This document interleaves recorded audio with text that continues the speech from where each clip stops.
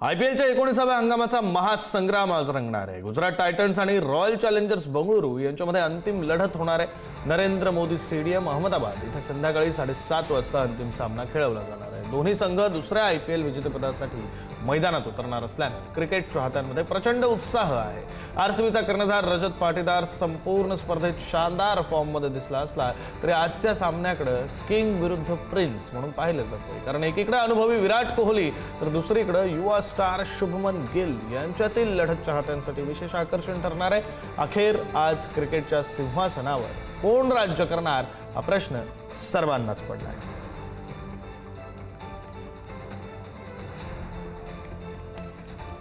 या संदर्भात बोलण्यासाठी निमिष पाडगावकर सर आपल्यासोबत फोन लाईन वरून जोडले गेलेले आहेत। क्रीडा समीक्षक आहेत निमिष सर स्वागत आहे पुढारी न्यूज मध्ये। आजचा सामना सर्वांसाठीच इंटरेस्टिंग आहे, सर्वांची उत्सुकता ही अगदी शिगेला पोहोचलेली असेल। आपण कशा प्रकारे या सामन्याचं विश्लेषण कराल?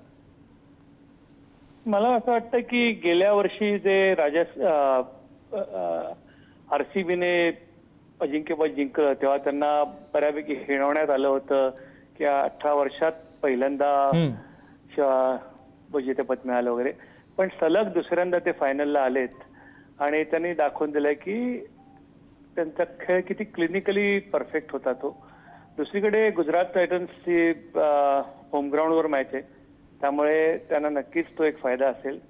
पण मला असं वाटतं की एकंदरीत दोन्ही संघाचा तुल्यबळ विचार केला तर आरसीबीचं पारड जड आहे असं मी स्पष्ट म्हणेन। धन्यवाद निमिष सर, तुम्ही दिलेल्या माहितीसाठी, केलेल्या विश्लेषणासाठी।